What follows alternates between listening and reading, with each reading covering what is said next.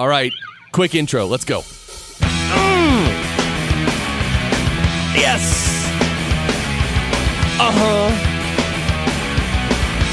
Oh my goodness, I can't believe I mistimed my grunt in the intro. I actually grunted a beat late. Anyway, welcome to the Podcast Engineering Show. My name's Chris Curran. I produce podcasts for big companies and medium companies. And every week on this show, we bring you podcast production techniques on a silver platter. We really talk shop with producers and engineers and other specialists. We really go deep into the audio engineering aspects of podcast production. I have a background in audio engineering in the music business. And I entered podcasting about 7 years ago, and immediately I noticed a huge lack of audio skills in the podcasting world, which is, it is what it is. And so by listening to this show, if you implement the best of what you learn here, your podcast will sound a lot better and you'll spend less time producing them, right? Because time is money. And of course, Barry's here with me. Barry, are you ready to go with today's guest? Yeah, oh yeah. I thought so. And by the way, Podcast Engineering School, that's my course. It starts January 8th, 2019. So right now you can get the really good, early bird special deal. And it's, it's a really in-depth course. You can go to the website and check it out.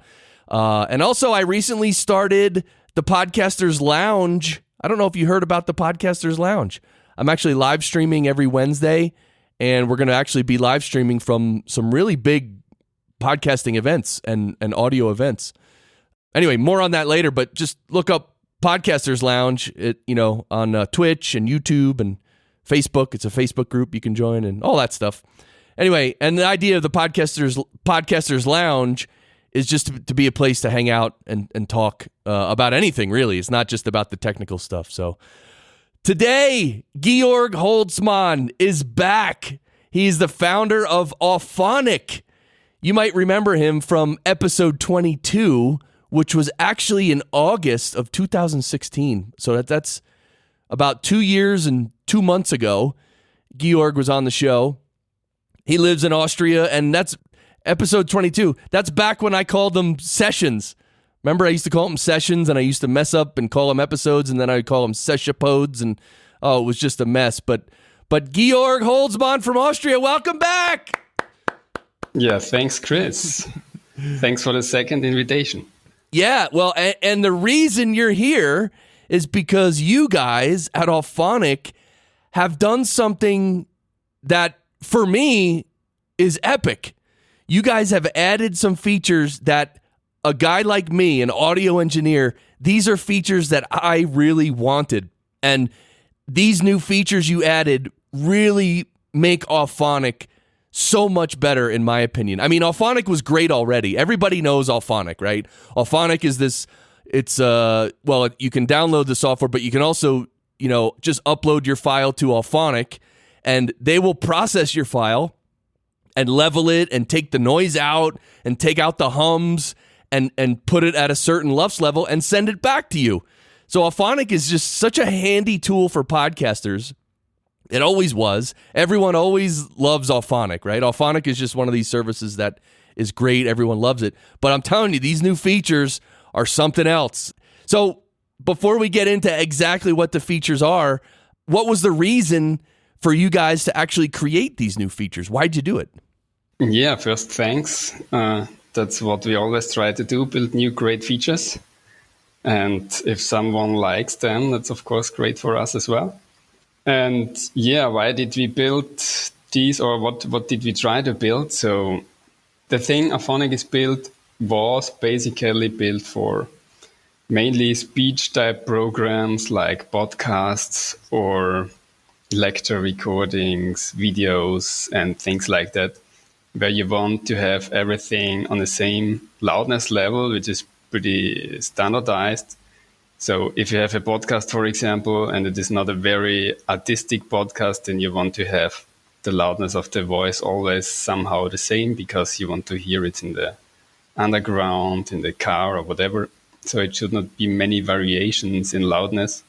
But for example, if you want to process a feature film or a radio feature, which is more artistic and has much more dynamic content, you want to process it quite differently because you, of course, want to have bigger dynamic differences because you're not forced to listen to it in the underground maybe, or you want to listen to it in a cinema or in your home, theater, studio, whatever. Or also music can be processed quite differently, of course. And so basically there are various use cases which were not supported by our leveling algorithms in the past. And therefore, we try to introduce some new parameters, as few as possible, to handle many more use cases and to, be prepared for other users as well. That's great. And you brought up a point that I want to ask you to explain. I think I may have explained it before, but I'd like to hear you explain it. You mentioned that if someone is listening to audio in a noisy environment, like you said, the subway or the street, or you're driving in a car, why do you want less dynamic range in those environments? Why do you want to make it louder perceptually, as opposed to, like you said, if you're sitting at home or if you're in a theater is a really controlled listening environment, right? There's no background noise. They make sure it's quiet. So that means in a theater, there can be noises that are soft and then loud and then soft, and the soft level of volume, you'll still be able to hear it because there's no background noise. So why, in a noisy place, why do you need less dynamic range? Yeah, that's of course a very important question. So basically, the thing is, if you are in a noisy place, so let's say an underground, because underground is very loud, so you have loud sounds. And to us in America, that means subway, right? Sorry. I think subway, yeah. In the subway, that's what I mean. Because usually it's very loud in the subway, unless you are in a very modern one, which drives with electric engines and so on. But nevertheless, it will be very loud. And if you have all the noises from the outside and you hear to a podcast where someone is speaking very loudly and the other guest is speaking in a very quiet way, so you will of course try to hear both. And so basically, if the loud one is speaking, you will lower the volume of your device, and if the more quiet one is speaking, you will raise the volume of it. But if they change very rapidly, you won't be able to make this adjustment. So basically, you will adjust the volume for the louder speaker because you don't want to be interrupted that loud from the other speaker. So you won't hear the more quiet speaker very well. So basically, for these situations, for all listening situations, you basically need different dynamic range of your audio. So for if the background noise outside is very loud, the dynamic range should be not so high, especially in speech. In music parts, it's not so important because it's not really necessary to hear every low part of the music unless you really want to listen to it very closely. But usually it doesn't matter if you miss some parts of the music. But if you miss some parts of the speech, that's very annoying. So and now if you are, for example, in your living room or in a cinema, then you won't have lots of background noises, and also your attention is more on the audio and also on the video, of course. So basically you have the whole dynamic range which is possible, unless the same problem is also on your TV, for example, at your home. So everybody knows it. You have a film from Netflix or wherever, and all the sound effects are very loud and the dialogue or the speech is very low. So here we have the same problem. The speech, the loudness, the dynamic range or loudness range of the dialogue is much too high, or basically the relation between the dialogue part and the effects or music part is so that the dialogue is too low compared to the other components, and therefore you should do some adjustments to basically to raise the dialogue so that you can understand it. Yeah, that was a very good explanation. Thank you for that. And if you're listening to this, there's a reason I'm sort of talking about this. I mean, this might sound kind of basic, but this is so important with podcasting. You can always tell an amateur podcast because one of the people speaking on the podcast is really loud and another speaker is really low. That's how you can tell it's an amateur podcast. And that causes such difficulty in listening that it's really hard to listen to. And personally, I can't listen to podcasts like that anymore. Like if I turn on a podcast and if it really does, if the sound is really that messed up, I won't listen to it. And even in a quiet environment. Anyway, maybe I'm a little picky, but whatever. So the new features, let's get into this. Why delay? All right, everybody. Barry, you ready? Yeah. Oh, yeah.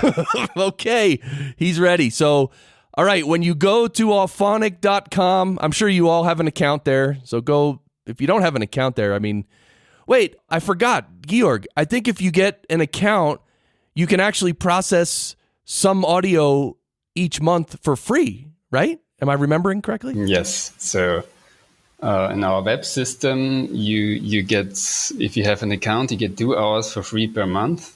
So every month you can process 2 more hours of audio. And only if you need more, then you can buy additional credits to get more processing time.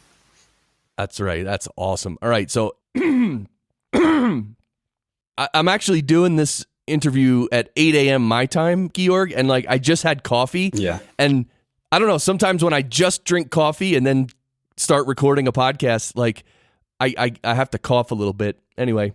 Sure, no problem. So if you go to Auphonic and you click on new production, that means when you click on new production, basically means you're going to upload a piece of audio, and then on this screen with new production, you're going to click a bunch of buttons and choose a bunch of settings, and then you're going to click start production. And when you click start production, that tells Auphonic, okay, go ahead, do your thing. So on this page, there's all kinds of, we went through this whole page last time on episode 22. So if you're a beginner, if you're a real beginner with Auphonic, go listen to episode 22, and then, well, you can listen to it after. It doesn't really matter. You don't have to listen to one, then the other, or this one, or 22. But at the bottom of this page, where you get to choose all your settings, there's a section called Audio Algorithms, and there's the classic Auphonic controls, and then there's a little red link. It says Show Advanced Parameters. Now, Georg, I forgot to ask you even before we started, are these advanced parameters, are they rolled out widely, or is it still just a few people who can access that? No, at the moment it's in our private beta program. So basically you can just write me an email, and then I will, if you have an Auphonic account, just send me an email, and then you will get access to these features.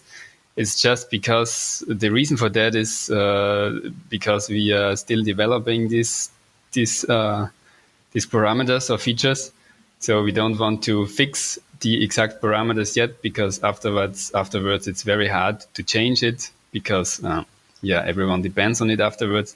So now it's still experimental. This does mean that they already work, but they might change, and they will also change, I guess, already in the next week. But yeah, anyone who wants to try it, just send me an email, and then you're in. Okay, cool. And yeah, we're recording this on October 18th. So that means by the time this comes out, those changes you were just referring to will already be rolled out. And yeah, that makes sense. So hey, if you're listening to this and you really, really want to try these out, just send Georg an email and say Chris and Barry sent you. Barry, you like being lumped in with me and Georg, right? Yeah. Oh, yeah. I thought so. All right. Well, that's great. All right. So the regular audio algorithms, as you all probably know, there's the adaptive leveler, which is awesome. It actually levels out the audio. So if you did have a speaker that was loud and one that was soft, it'll level them out. You have loudness normalization, which will put your whole file at your desired LUFS level, right? That's the overall loudness. Then you have filtering, which filters the low frequencies, the low end. And then you have noise and hum reduction, which is awesome. And the great thing about the regular noise and hum reduction is that you can choose where it says reduction amount, you can actually choose auto. So Auphonic will scan your file and decide how much noise and hum reduction to to do, how much noise and hum to take out. So the advanced parameters, now like I said, here's where it gets really interesting for me. I mean, I'm loving this. So first of all, there's the leveler preset. Now, let's set this up before we get into the actual parameters. Let's set it up from a broader level, Georg. So we have a leveler preset, and then we have the max loudness range and the maximum peak level. So the leveler preset, should I set that one first and then the others, and do all those three work together somehow? Yes, they work all together. And maybe let's start a little bit. Let's continue a little bit with this discussion from before, because then the parameters are more clear, and it will be also clear why we will change them. So, as said before, so now we are just speaking about parameters for the adaptive leveler. So the adaptive leveler is the algorithm which tries to adjust loudness parts within one file. So there are two different kinds of loudness adaptations. So one is the adaptive leveler, the other one is the global loudness normalization. So the global loudness normalization just calculates one mean loudness value of one file, and then makes an offset so that the mean loudness of a file is at a specific level, like -16 LUFS or whatever you prefer to do. Right. So then you can be sure that different files have the same average loudness. But the global loudness normalization algorithms, like they are also available in all kinds of other loudness processors, they do not change the loudness relations within one file. So if you have one file where there are quiet speakers, loudspeakers, loud music, quiet music, etc., then these relative loudness differences within the file are not changed, but only the average loudness. So this is what our adaptive leveler is for.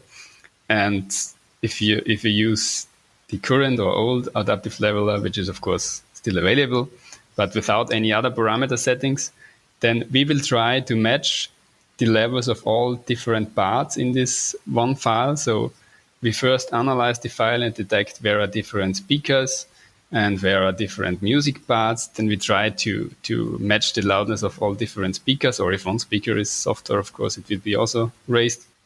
Or we detect parts where are background sounds, they should not be amplified. Then we detect music parts, which should be processed differently because we don't want to destroy the inner dynamic of the music. We just try to adjust the overall loudness of the whole music part so that it is comparable to the speech parts.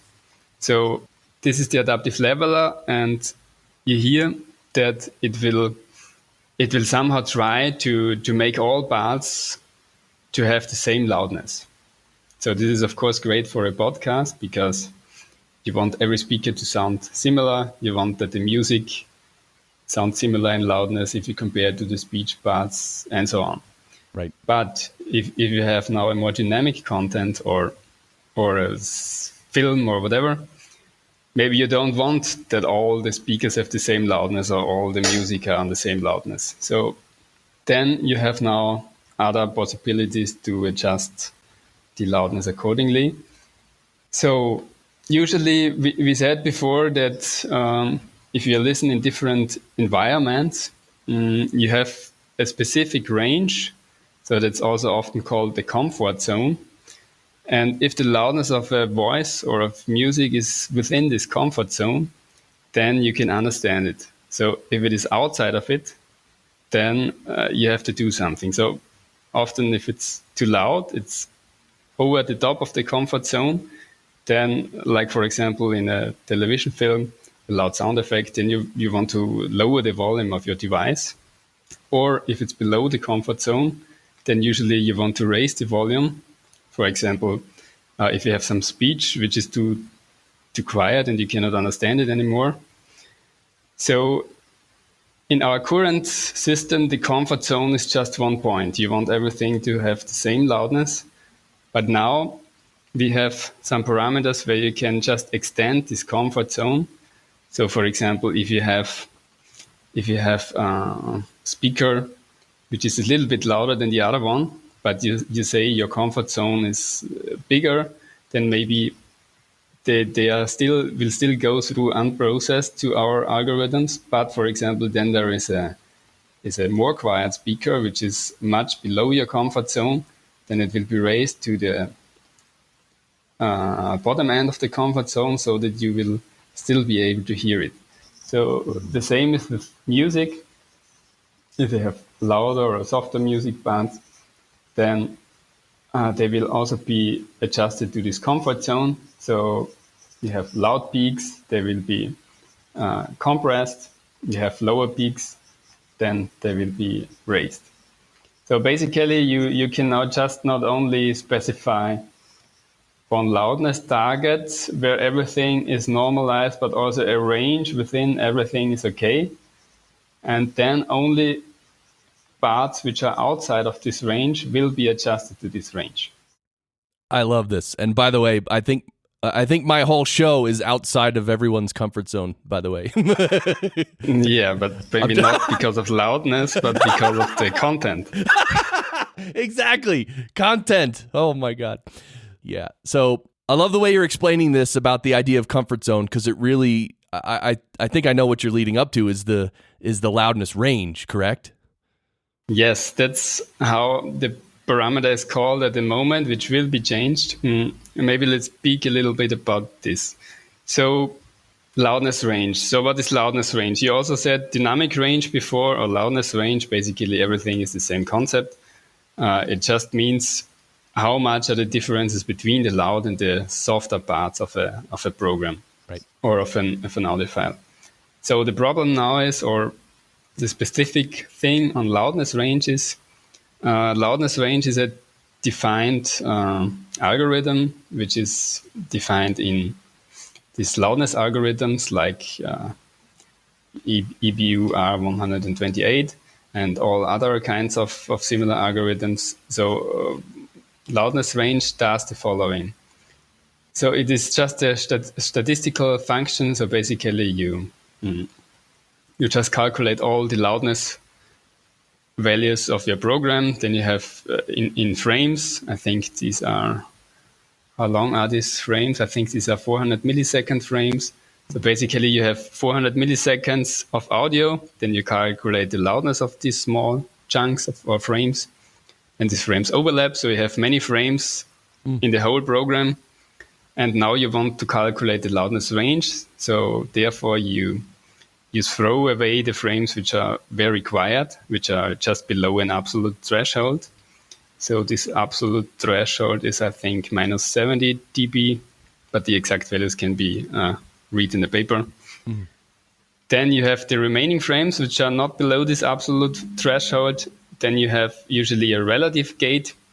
What does this mean? So it is the relative gate is, I think, minus 20 dB.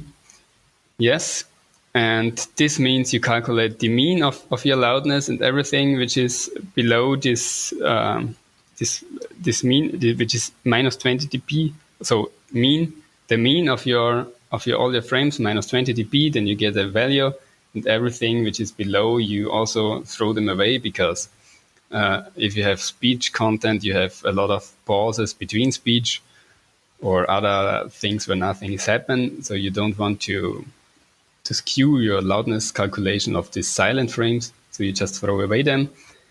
And then you have the remaining frames. And now you take the percentage from the 10% lowest to the 95% loudest frame. So you don't take the softest and the lowest frame, because then one very loud explosion would just increase your loudness range a lot. Right. Therefore, you just do a statistical measure, and you take the 95% and 10%, and from this low to this high value, you calculate the loudness range. So it's just the difference of this high and this low value. Then you get a number, and this describes the loudness range value. Right. So usually this is so that the listeners have some ideas. So for speech content, this is of course not so much. For if you have a compressed news radio, it's maybe 3 LU or dB. So LU and means loudness units, which is basically the same as dB, decibel in this content. in this context. So we can just say LU or dB, whatever. So basically for speech content, which is not very dynamic, you will have very low values like 3 or 5. And then if everything gets more dynamic, or if you have music, you will get higher values like 10 or 15. And the problem is how this specific loudness range value is calculated, because as you are seeing the interface now, which maybe the listeners of this podcast won't see anymore, we have here a parameter which is called loudness range, where you can set the loudness range of your program. So you can, for example, say I want that my program has a loudness range of 5. Then we will just use this algorithm I just tried to describe before and do as much compression as necessary to just get this loudness range value, or at least approximately. It's not a very exact target. But the problem now with this value is that it's not very intuitive to set, or to set a good value, because the loudness range of all programs are very different, and you will not know it in advance how you should set this value. For example, if you have some softer parts in your podcast or music, then it's very difficult to set a meaningful loudness range value, because depending on the music you insert into your podcast, the loudness range value should be totally different. So, for example, if you now insert a classical piece and have speech as well, then the target loudness range should be, for example, 10, I don't know, or 5 or 7. But now if you have a very compressed music piece as an intro or somewhere in the middle, then the loudness range should be very, very low, like 5 or 4 or 6. And it very much, so the bottom line is it very much depends on the content, and you cannot know in advance how you should set this parameter. That's why it's very hard to set. That's why we removed it, or we will remove it and add here something else. Oh, really? You're going to remove that? Where you choose the loudness range? Yes. Actually, what did I want to try to say now? Or what was your question? Oh, no. So, all right. I wanted to first, I'll ask you that in 1 second, but the setting the loudness range, this was my actual favorite part of trying this out, is that I could choose. Yes. When you click on the drop down for loudness range, it starts at 3 LU. So again, loudness units. So 3 LU, which is very compressed, right? That's only 3 LU of dynamic range. So from the softest part to the loudest part, the difference is only 3 LU. And then you can choose 3 LU, 4 LU, 5, 6, all the way up to 15, 20, and 25. And so what I did, and of course, when we talk about this in light of podcast production, I just took a single person's voice. Like I took one of my guests' voices and I put it through Auphonic, and I chose, I think 5 LU was what I first chose, and it actually compressed it and it sounded good. And the reason I chose 5 LU to start with is because when I process files using Isotope RX7, you can scan in RX7 and see the overall loudness of a file. So when I produce a podcast episode, the last step is for me, I put it into RX7 and I adjust the loudness to minus 16 LUFS, the overall loudness. But when I do that, it scans the whole file and it tells me what the loudness range is.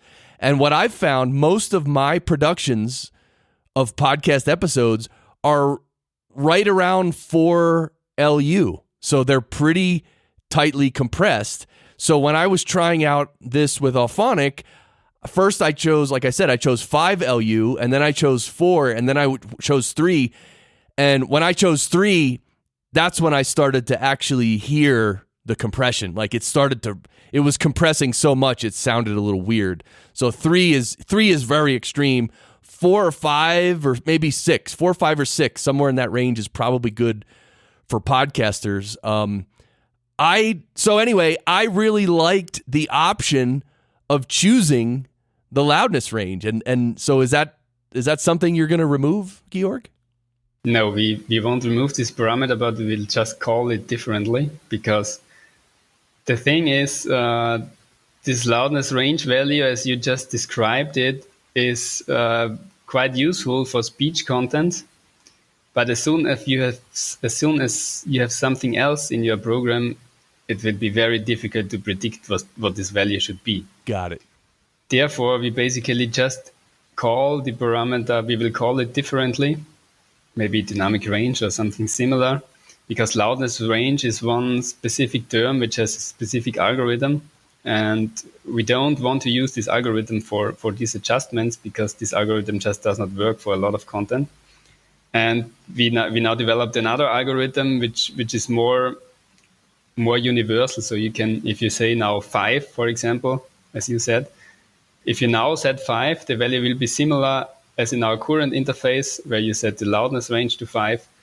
But if you set the same value 5 for music, you will get totally weird results, because it does not correspond to these music elements anymore, because the loudness range algorithm will produce really different, really much more compressed values for the same value on the music part. Right.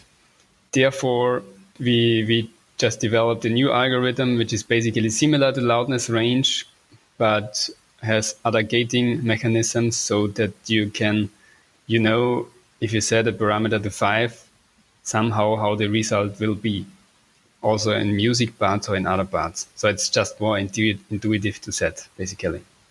Yeah, and that's important for podcasters, because I know many, many podcasters who they'll record their audio and then they'll just upload it. They won't do much mixing. Like, for instance, the way I produce podcasts, I produce every podcast episode as if it was a song on an album, right? I mix it. Like, literally, I have different tracks. I add effects. I mean, I really mix it like a song. And so when you do that, you have control over everything.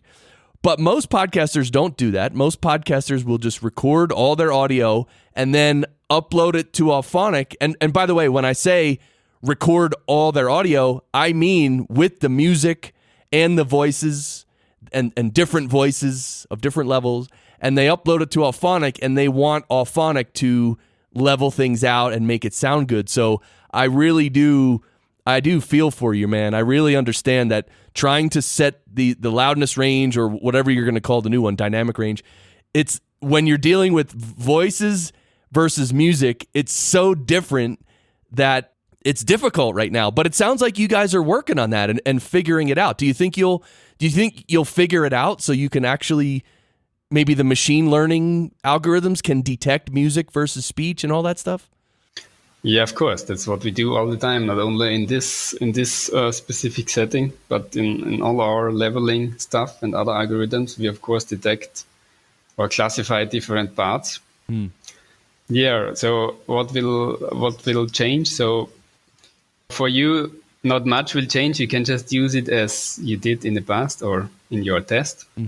But I think we will create one more parameter. So now this preset parameter was also very confusing, because it was also linked with other parameters. So now we will introduce just 3 parameters. One is this dynamic range parameter, or maybe we will call it leveler strength. It's not really fixed yet. Then the other thing is the preset.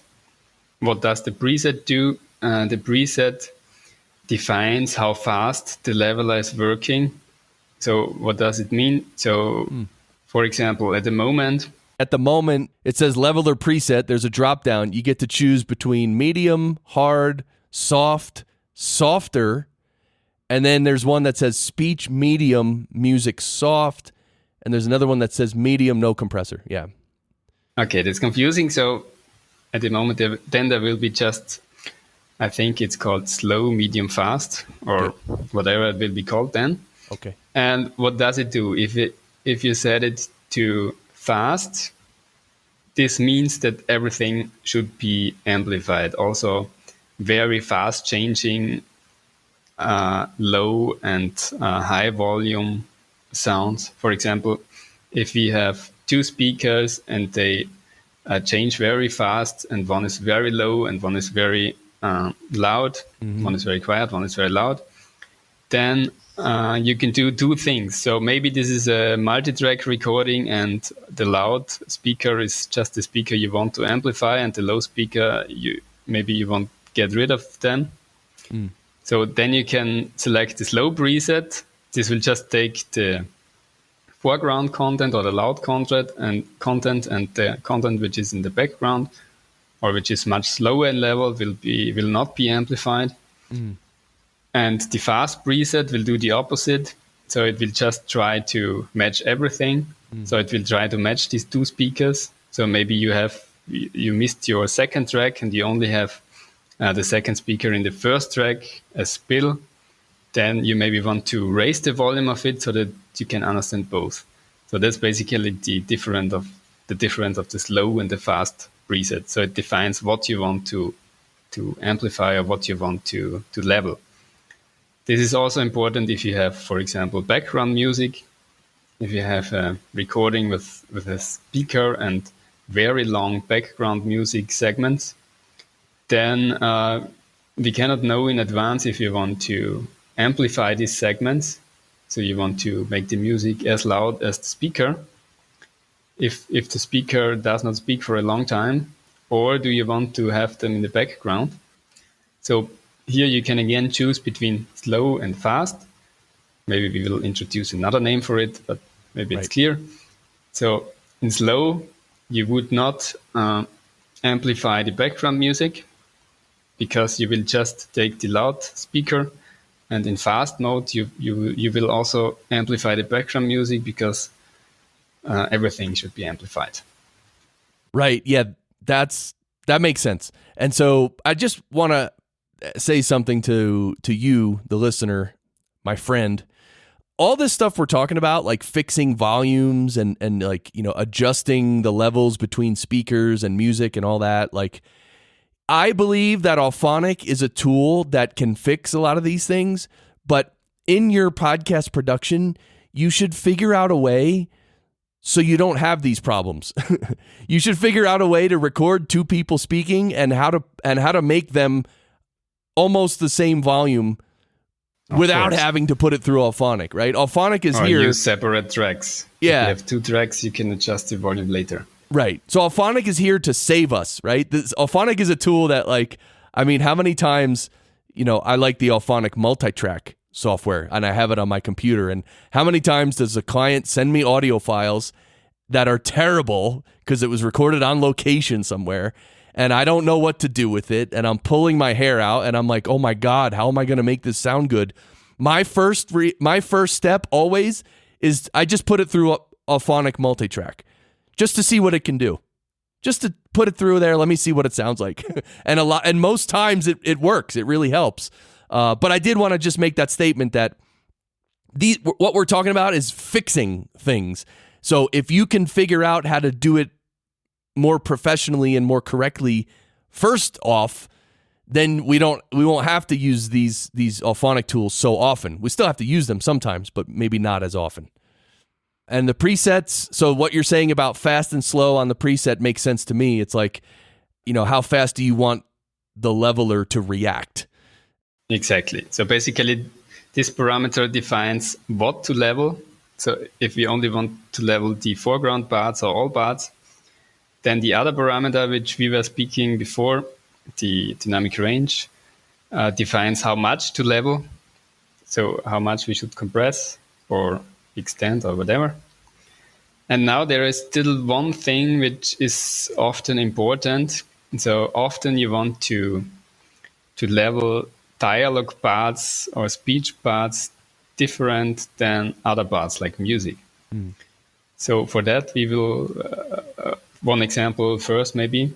One example would be a concert recording, which is quite common. So you do a live concert recording and between the musical pieces, one speaker is saying something. Maybe if it's a live recording, it's very quiet, or then there are different speakers which have many loudness differences.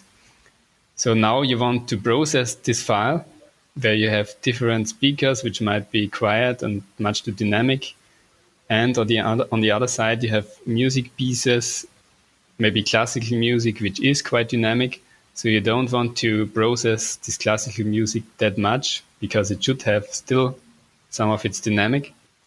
But you want to process the speakers a lot because they are much too quiet and they have much bigger dynamic range as they should have. So they will do a switch where you can then specify these two settings for music and speech parts separately. So you can say, for example, okay, I want the speech part to have a low dynamic range and the music part to have a high dynamic range. And yeah, then you can just define which parts should be processed with which parameters. Wow. That is pretty cool. I was actually what I was envisioning was, and this is probably too much work, but like if you could show the file on the screen and I could like manually put in markers, like say, hey, like if I could tell Auphonic, this is the section, right? From this marker to that marker, that's music. And from this marker to that marker is speech and all that. But here's the thing, the machine learning, this is what you're programming it to do, to figure this out. So I don't have to go put in markers. That's awesome. Yeah, sure. It should just work, hopefully. But yeah, this works pretty good. So this should not be really necessary. And if you really want to have more control, you can, of course, also use the multi-track version. And then you have, or we will also introduce all kinds of advanced parameters for this later, of course.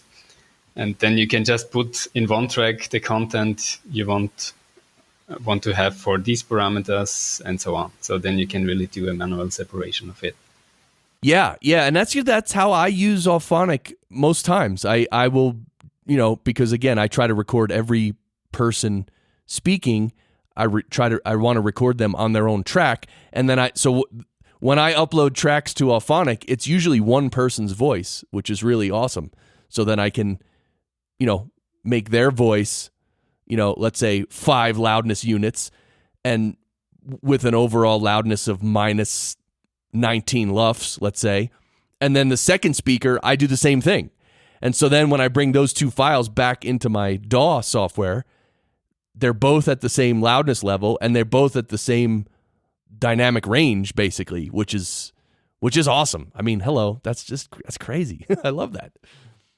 Yeah, but just one thing. If you do it this way, you will also, that's why we built our multi-track version in the first place, because if you just process your individual tracks, you cannot do all the cross-gating and spill removal thing, which is in our multi-track version. Because if you have just one track and you amplify it, you will also amplify the background sounds, of course. But if you process the two tracks together in our multi-track version, then we will know which track is the active one and which is inactive, and remove the spill and gate it automatically. So yeah.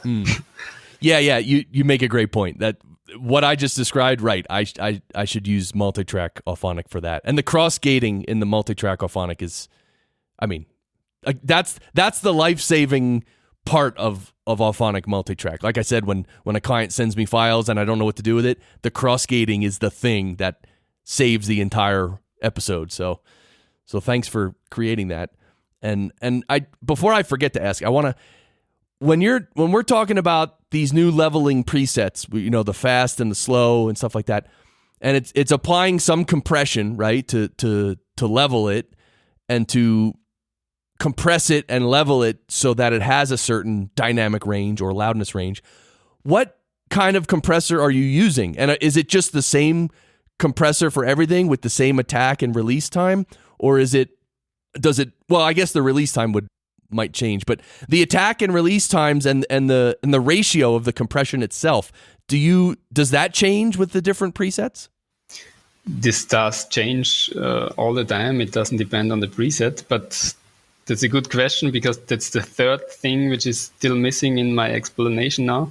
So now we have the preset parameter which defines how fast or slow the leveler reacts, or basically what should be amplified. Then we have the dynamic range setting, which defines how much should be changed. And then there is the compressor. So what are the differences here? So our leveler is not a compressor in the classical sense. It is more like an automatic gain control or something similar. So it does not do these very short-term loudness changes.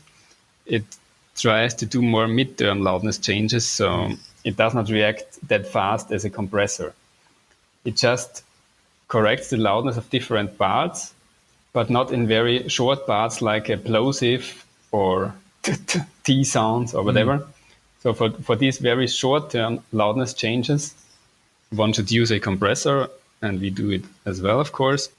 And therefore, we will introduce a third parameter to really control the compressor as an individual parameter. So far, it was integrated in the other parameters, and there was no control for it. But I think we will also introduce an additional control for that. Again, separately for music and speech parts, if you want that, or speech, non-speech parts. So how does the compressor work? So this is not a fixed compressor where you have one attack and one release. So the compressor analyzes the signal and the slope of the transients and the levels, and adjusts the release time and attack time accordingly. So, for example, on speech parts, you usually want a faster release than on a very a faster attack compared to a very slow, compared to a music instrument with a very slow attack. So this need to be adjusted to the content, and of course also the threshold depends on the signal energy, which is in the current segment. So to your question, no, it is not a fixed compressor. And in addition to that, we will introduce a third parameter, which where you can just select how much compression should be done. So medium or hard or soft, or no compression at all. If you just want to do some leveling or loudness range corrections. So yeah, this will be the third parameter for the adaptive leveler, for the leveling and compression parts. And yeah, That's that's great. it with the new parameters. And so this reminds me of one thing that, in my experience using Auphonic, I've seen it. I've had it happen several times where, if I am, let's say I'm putting one track through Auphonic, and on the one track there's, as we've been talking about, one voice that's loud and one voice that's softer. When the loud person, so in general, what Auphonic is doing is raising up the person that's much lower, raising up the lower voice so that it's at about the same level as the louder voice, right? That's how it's leveling it.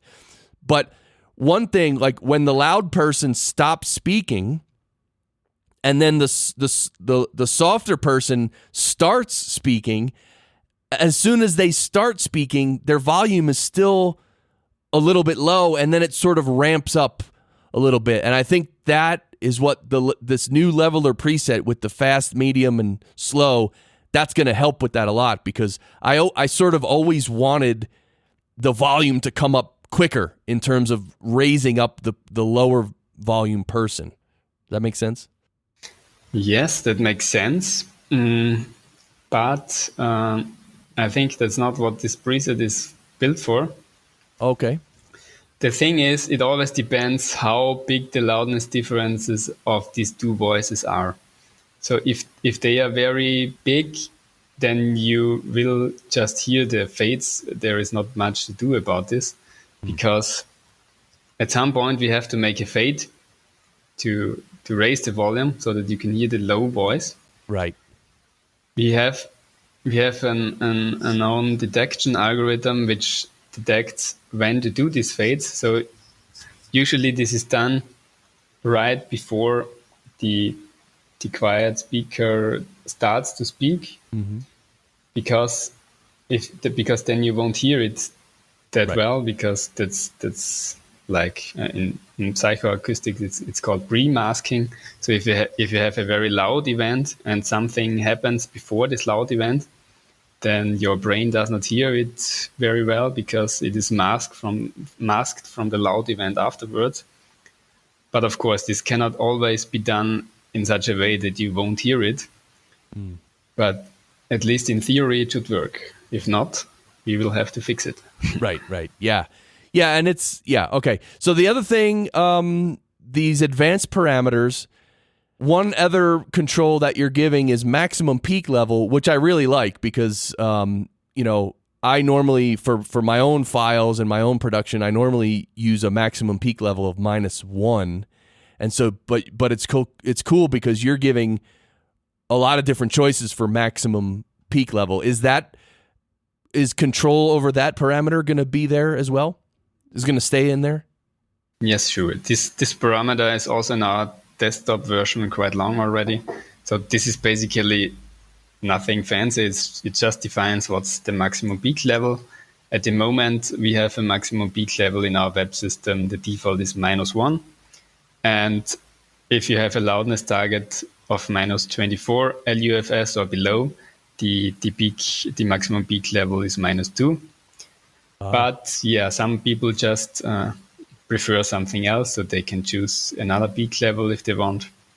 But as always, so this is basically a part of the final loudness normalization, because at the end we will do the loudness normalization so that the mean loudness of the file is at a specific value, like -16 LUFS.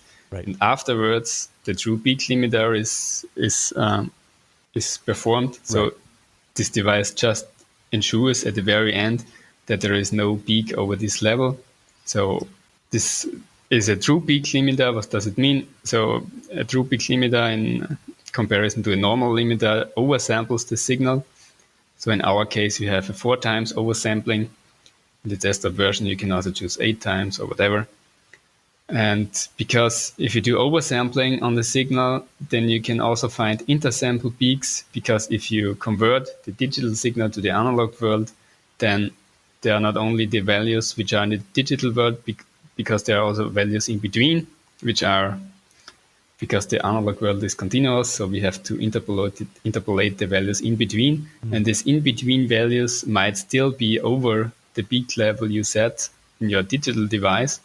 Therefore, you can do some oversampling. Then you can also get these in-between peaks and restrict them as well. But the important thing here is, that's why we did not add the peak level parameter to our interface yet. The important thing is the peak to loudness range. So that's just another parameter which describes the difference between the maximum peak level and the loudness level.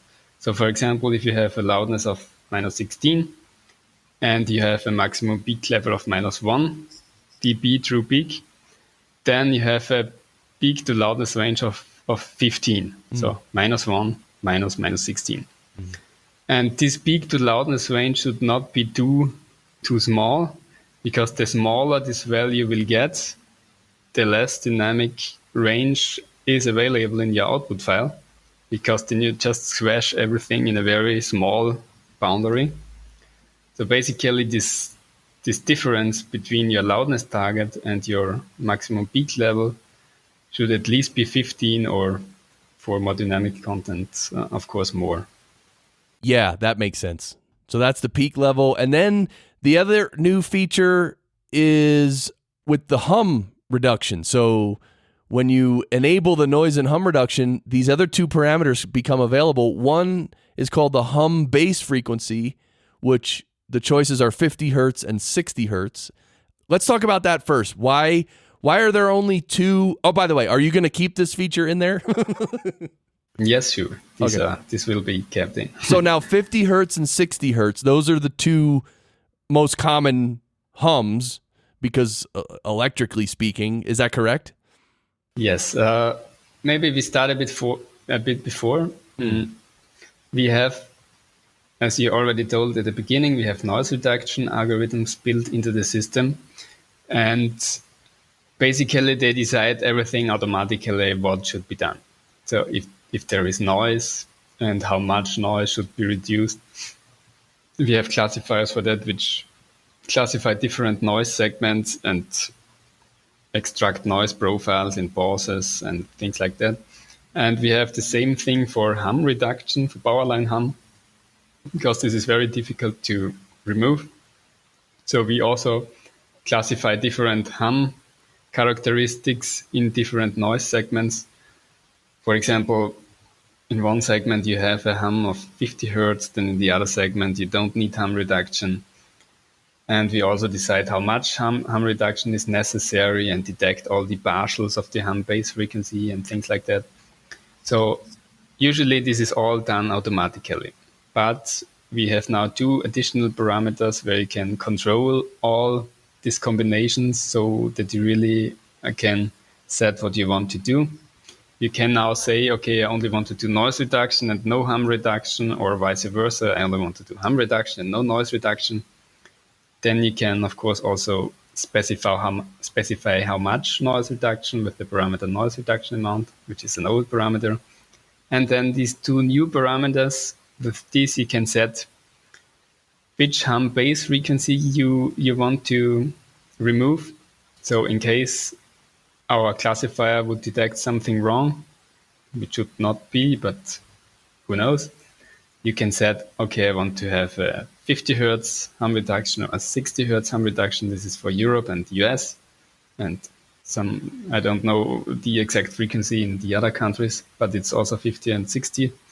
And then there's the hum reduction amount, where you can just say how much should be reduced. So like the noise reduction amount, you can now specifically also set the reduction amount for the hum reduction algorithm. Right. And I think the previous parameter where it's just noise and hum reduction, I thought that was, in my experience, that always really did a great job. So is it really handy for some people to have this control with the bass frequency and the hum reduction? Yes, for example, sometimes you just don't want to do any noise reduction because you want to keep the noise inside. You just want to remove the hum, or vice versa. Or you want to just remove it more than our automatic setting. That's also why we introduced the noise reduction parameter, because maybe you want to have more noise reduction, although it might destroy your audio a little bit, but some people just don't want to hear any noise, so they just want to make all the reduction. Right. But personally, I always prefer noise compared to speech distortion. And yeah, the same thing you can also do with hum reduction, and you can just control it separately. Nice. Well, I'm really, really happy about all these advancements that you're making. And so when do you think that this will roll out to the general public? Basically, it is already for the general public. So everyone, as said before, everyone can just write me an email and will get access to the system. So next week, we will change the parameters a bit, as we discussed already for the whole show. So the listeners will already see the new parameters, I guess. Mm-hmm. And yeah, we are still looking for feedback. So if someone has some ideas, especially if anything is very confusing, or if all is very confusing, right, and how we could change the names, or maybe make more examples, and we will do that, of course, later. Mm-hmm. But just to make the parameters more clear, then any feedback is, of course, very welcome. Well, this has been great. I'm really happy, and as you mentioned, everyone can reach out to you. I guess just go to the Auphonic website, or you're on Twitter as well. Are you active on Twitter? Yes. Yeah. Yes, sure. But if someone wants access to the system, the best thing is just an email with the account name, and then we can just set it for you up. Okay, yeah. So just email Auphonic through the website and include your account name, your account email address, I guess, and then and then Auphonic will turn on those advanced parameters for you. How cool is that? I was psyched when you told me, hey, we're going to test some new stuff. Do you want to check it out? I was like, wow, cool. So I think everyone listening should do that. Just go check it out and have some fun. I mean, if you want to, and if you have time, obviously. I know a lot of people are busy. So Georg Holzmann, thanks, man, for coming on the show again. By the way, do you ever come to the United States for any conferences? Yes, I was last year at the podcast movement, 2017. This year was unfortunately not possible for me, but yeah, maybe next year I will be back in the US somewhere. Let's see. Okay. Yeah, that'd be cool. Yeah, so then I missed you there. Have you been there as well? Yeah. In Los Angeles? Yeah. Okay. I was there as well, but we didn't meet. So isn't that interesting? Yeah. All right. Well, thanks again for coming on. Here we go. Let's play the outro song. Georg Holzmann from Auphonic, auphonic.com. And of course, Georg, remember, you have to say or scream at the end, right? In about 20 seconds, you have to say, sound great. That's how we end the show. Thanks again right? for the invitation, and I hope I won't clip at the end. No, it's okay if you clip. That actually makes it funnier. Okay. That's all true. right. More noise. So thanks everybody for listening. Here we go, Georg. Go. Sound great! Yes!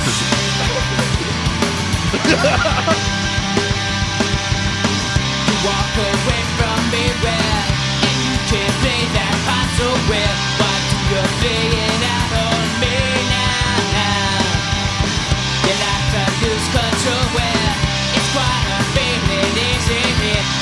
They're floating, drifting down now.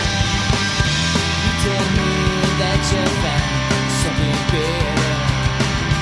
How should I respond to that? It's a lie. I don't wanna hear it. What do you want me to say? It's a lie. I don't wanna hear it. You react some angry. You change your attitude where you say I just don't get it now. You say your eyes so far away now. Gave up on me where so change your game and give away. Say I wouldn't understand now. You tell me that you found something better. How should I respond to that? Oh yeah, I say now it's a lie. I don't wanna hear it. What do you want me to say? It's a lie. I don't wanna hear it. You react so angry. I want you to know you will never always be true. I've gone over all we've been through. Doesn't seem that long a time now. Things we did still hold their meaning. It doesn't mean it's still the same. You're pushing me away. You work your theories now where you're getting worked up on you now. You work your way around somehow now. Yes, it hurts me now where that you don't talk to me enough. Now that these words have split apart now. You tell me that you found something better. How should I respond?